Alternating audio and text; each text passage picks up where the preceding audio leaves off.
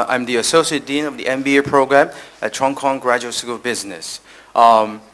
It's exciting to see all the business school deans from Asia in one room. Something happened to us. Asia will be in trouble. I spent 20 years in business schools in the United States. I first got my PhD from Yale in finance. Then, decided to come back to China because I think this is an exciting time for management education.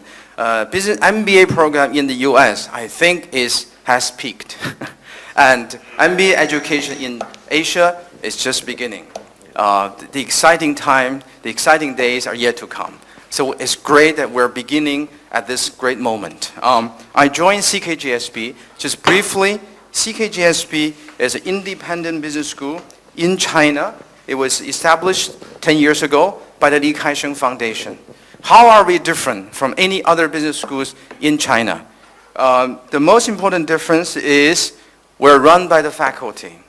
We don't have party secretary. We don't have the government tell us what to do. We are running just like we're an independent business school, just like any, like INSEAD, Chicago, Cornell. There's not much difference from there. We have gathered about 40 great faculties. Most of our faculties got PhDs from Harvard, Yale, from Stanford, from MIT, from Columbia, have been professors there. So we attract them to China, and they came to China because they share the same passion like I did. Most of our professors are Chinese, so grew up in China, had a passion for China, and we have been trained in the US. We apply what we have been trained to study China business. So we provide China insights. We have written cases, done research, provide new perspective on doing business in China. And in the past 10 years, we have established an amazing network of distinguished alums. Some people in the audience mentioned in Asia we should do executive education. We're the leader in executive education in China. Each year we admit 600 EMBAs. We charge each of them $100,000 US. That's how we afford to hire all these professors. And our alums, if you look at the revenue generated by their companies, collectively, they generate more than $1.3 trillion US in 2013. So they are representing about 15% of China's GDP. And our school has established a global learning platform. We are probably the only business school in Asia which has a campus, has offices in New York, in London, in Hong Kong. We don't have one in Singapore yet. So because of that, I'm running the MBA program. Our ambition is to build a world-class MBA program with China focus, with China business. And people are responding. Okay? For example, this guy, Tom Hunter, is a billionaire from Scotland. He sponsored full scholarship for MBAs from UK to come to our program. Okay? So now come to China. China is exciting. People say Chinese economy is slowing down. I tell them the best days of China are yet to come. Because the growth in China in the past 20, 30 years are easy, low-hanging fruits. Just build the infrastructure, export, build the houses, that's it. In the next 10, 20, 30 years, you will see the true innovative China. Chinese people, I'll tell you, every single Chinese wants to be rich. Every single Chinese, you talk to them, they think about how to start companies. Okay? And the most popular things among our students these days is, I just quit my job. Why? Because I'm starting a company. Okay? What's so unique about China? China is unique because it's run, the economy, the government plays a big role in the economy. It's unique because it's transforming from planned economy to a market-based economy, but at the same time it's going from agriculture-based economy to industrialized economy, or to a post-industrial economy at the same time. Okay? Because of this difference, China has great opportunities. Our dean says there are 3 generations of business school in Asia. The first generation, they just teach whatever is being taught in the US. The second generation teach a little bit about what you do in your own country. And the third generation teaches what would have impact on a global base. How do you see the uniqueness of China? Look at Alibaba. Alibaba was IPO'd last year.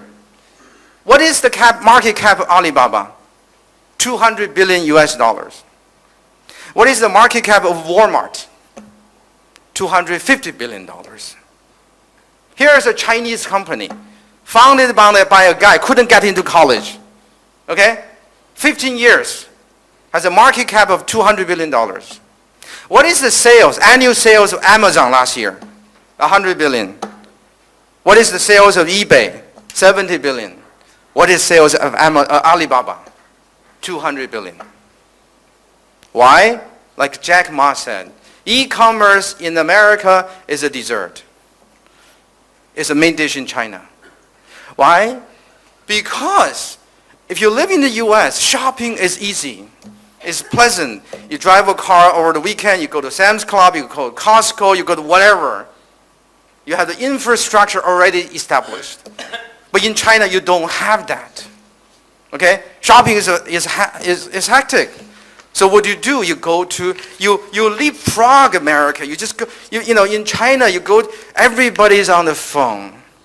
Mobile network. Everybody's connected through their phone. You go to the US, people don't use smartphones. Okay? They're kind of slow. I'm sorry, the thing is, because the different stage of development, right? China can take advantage of new technology better than all the developed countries because they have sunk costs, right? Amazon is the dessert. Alibaba is the main dish. Okay? Just to tell you how important our school to Chinese economy. Jack Ma took a course from our school. He loved our strategy professor. He hired him away. And he's his chief strategist now. Look at finance. I'm a finance professor, okay? I came back to China. I believe Chinese financial system will follow the US model. And I was wrong. Last year, Lending Club went IPO with a $5 billion market cap. They claim they are the largest P2P lending platform in the world. They're not. I know Credit Ease, Yixin, the CEO, Tang Ning, he said, Lending Club maybe lend $1 billion or $2 billion per year. I lend $5 billion. Why? Because internet finance, Lending Club is a dessert in the US. Why people use Lending Club? Because they use Lending Club to retire their credit card loans. In China, small companies, SMEs, individuals, they cannot borrow money from the banks. So this gave this internet finance companies great opportunities. Okay? Uber. One of our alums started a company just like Uber in Beijing. He said, Singapore, 5 million people, right? London, each day people commute 4 million. Beijing, 20 million. Okay? So basically, I think I'm running out of time.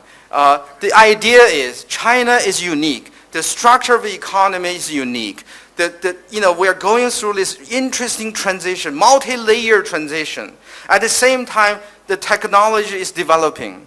This creates unique opportunities for business education, right? So I'm so excited to be here because think about the growth engine of the world economy in the next 10, 20, 30 years come from where?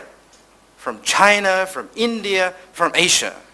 We, business educators, what we do matters, not just for our region, for the world. I'm so glad to be here with all you guys. Thank you.